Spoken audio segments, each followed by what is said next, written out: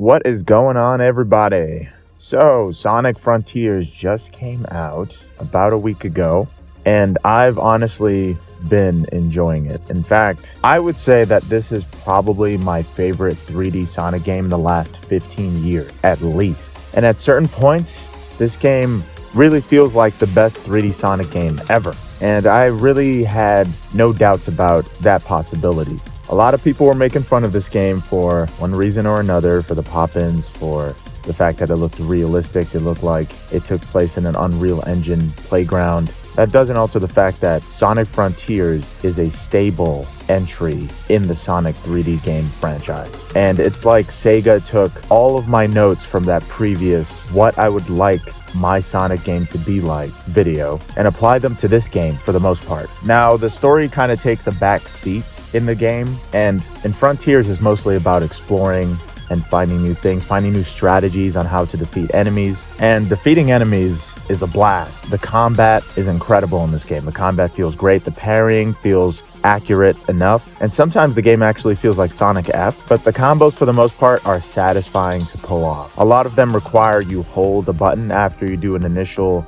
basic combo, but holy crap, when you pull off those combos in chains, especially in certain boss battles, it feels incredible. It's actually incredibly satisfying to pull off combos in this game. It's like they ripped the Super Smash Bros. Sonic and made him better and made a game out of it. And the levels, for the most part, are well thought out, but sometimes the climbing, other exploration aspects like running up walls, can be sort of unreliable. The pop-in is an active issue, and some glitches may vary, but gameplay and combat feel great. And like I said, it's the best in recent memory. It's not just homing attacks and jumping like Sonic usually does. He just has so many moves at his disposal, sometimes almost seeming magical, the way he shoots energy beams from his hands and his feet, and it feels incredible and it looks badass. And out of all of that, the part that impressed me the most about this game wasn't only the gameplay. Even though the story takes a back seat, when you do interact with your other friends like Amy, Knuckles, Tails, their interactions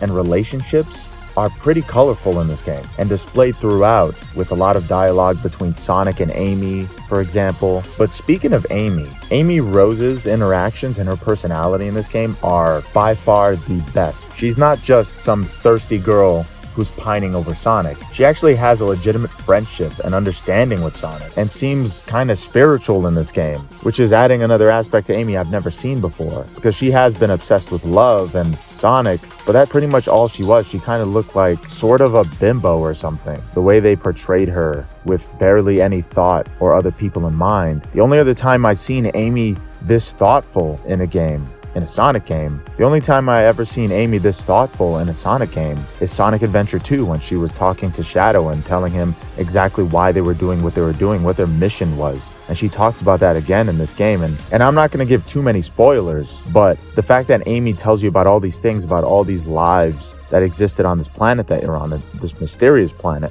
it actually amps you up. Something about Amy talking about how all these people, all these indigenous aliens matter in the game, it kind of makes you want to fight for something when you eventually do get up to that big boss battle. And there are a lot of big boss battles in this game, and they are extremely impressive. Even though there are sort of semi-boss battles sprinkled throughout the world, there are these gigantic boss battles that you have with Colossus. And the game kind of does become Shadows of the Colossus for 2 seconds until you eventually play in a different style. Let's just say that.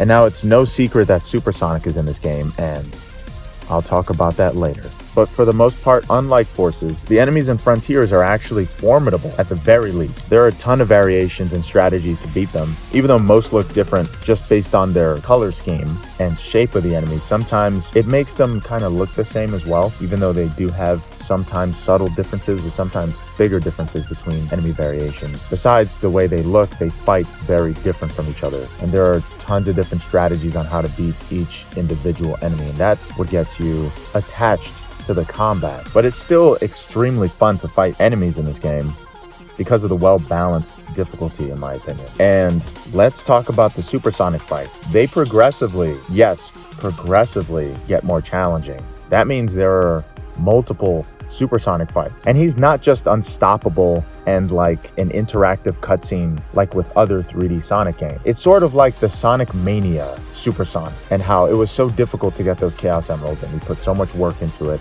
And the Supersonic fight in Sonic Mania is actually very entertaining and great. And Supersonic in Sonic Frontiers is a force to be reckoned with. And yes, he carries over most, if not all, the moves that you require as normal Sonic. So you can do all of those extra combos that you do as the normal Sonic, but in supersonic form. So it is a lot different, and sometimes it's a lot bigger. So look forward to that.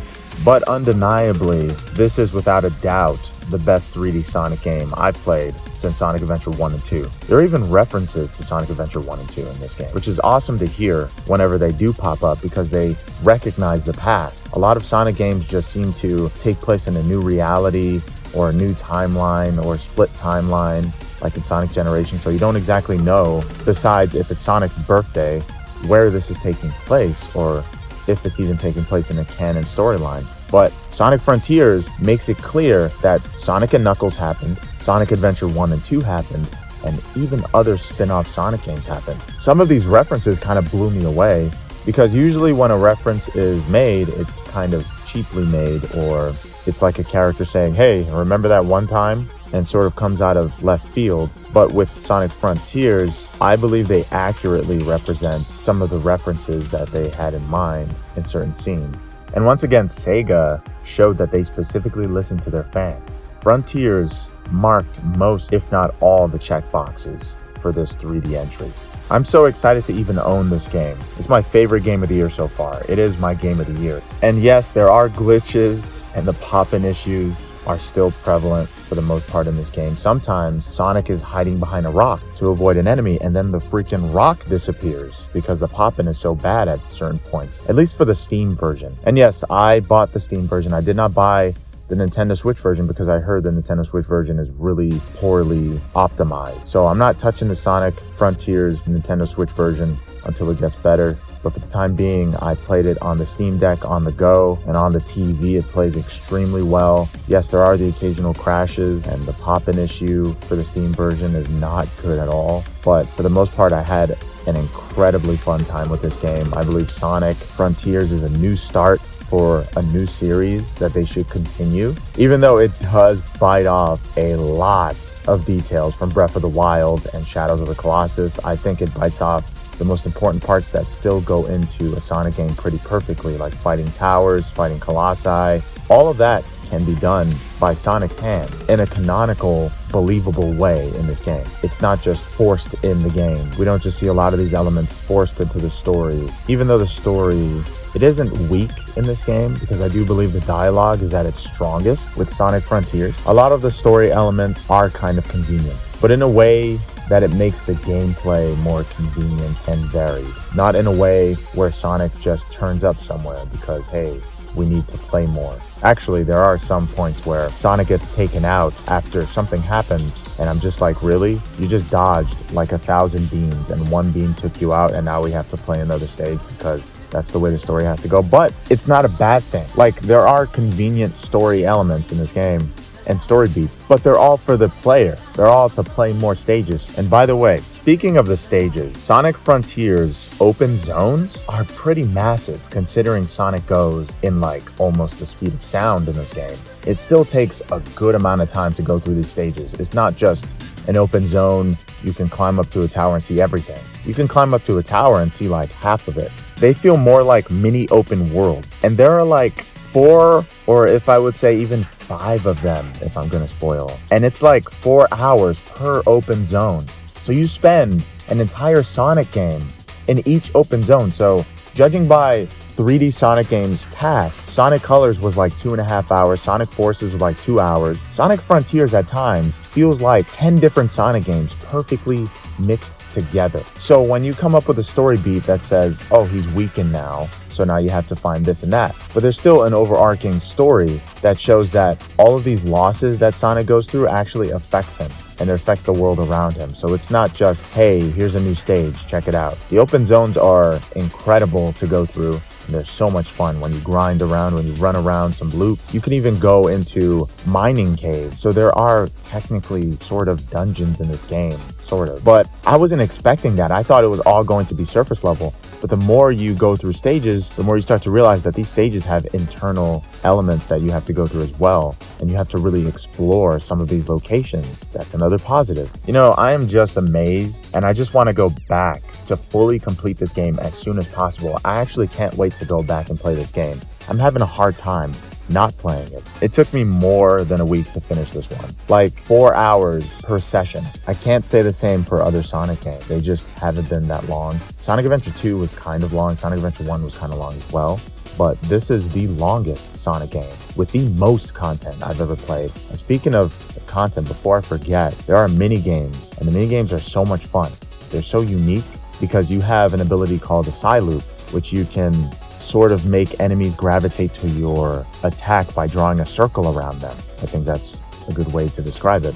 And the Psy Loop is just so much fun to mess with, but besides the mini games, there are certain enemies to beat to get certain items that help you progress to the next open zone. And it doesn't feel like busy work because Sonic's movements are so much fun in this game. Just moving around like Spider-Man and doing technically busy work feels great. Just like in Spider-Man, it feels good to move as Sonic. Like I said in the previous video, Sonic's movements are extremely important to any Sonic game, and Sonic Team made Sonic's movements almost perfect. He does still move a little too fast to do sharp corners, so you might fall off some stages trying to hit some sharp corners because, again, like in Sonic Forces, Sonic can't drift for some reason in this game, and I feel like they just took it out because they replaced it with the quick turn and the quick stop, which I think are better for the open world aspect. But when you're playing cyberspace levels, which allow you to control Sonic in a different way and sort of play it like Sonic Colors and Forces, where it's constantly switching from 3D perspective to 2D perspective. But I feel like in the cyberspace levels, they could have just added the drift option, but they didn't. And the quick turning and quick stopping option, like in the open zone levels, aren't in the cyberspace levels. So I feel like they could have just taken them out and replaced them with the drift. So I would probably most likely look forward to the cyberspace levels more. And yes, that means I did not enjoy the cyberspace levels nearly as much as I enjoyed the open zone level. And I think specifically because of Sonic's movements. They're so different, and it's like you're playing as two different Sonics at times. It's very subtle differences, but those subtle differences can kill you in the cyberspace level. So it's a little aggravating when you're trying to do something you could easily do in the open zone levels in the cyberspace zone, and you just can't do it because now you're a different type of Sonic that moves differently because he's in a different space. And I understand that because it's linear. Sonic needs to control differently. Otherwise, you'd just be running all over the place. But they could have added drift. They could have added something to make it easier and more gratifying to play those cyberspace levels. But those cyberspace levels sometimes are like 30 seconds, so they're just an extra to this already great package that Sonic Frontiers is. So they're just an extra. So I don't really count them towards the definitive game per se, but they are cool, and the music added to the cyberspace levels are among the best, even better than Sonic Forces somehow. Because I guess in Sonic Generations, they wanted to do different things with certain levels like Sanctuary from Colors. So I guess Sonic Team just threw those stages in just to fix some of their mistakes or the mistakes in other Sonic games with the music like in Sonic Colors Ultimate. But anyway, I digress because Sonic Frontiers is top tier Sonic, especially the Supersonic level. This is, besides Sonic Unleashed, the best 3D Sonic game. In fact, Sonic Unleashed, its one Supersonic level that I waited for the entire game, was kind of trash. I did not like the Supersonic level that much. In fact, I sometimes hated it because you had to play as that little guy that turns into a giant statue, but the statue is extremely slow, and the QTE makes it almost unplayable because they're like half a second long reaction times. So just the first Supersonic boss battle in Sonic Frontiers is way better than any other 3D Sonic game in recent memory. Maybe not Sonic Adventure 1 or 2, because I still hold those to high regard, but it is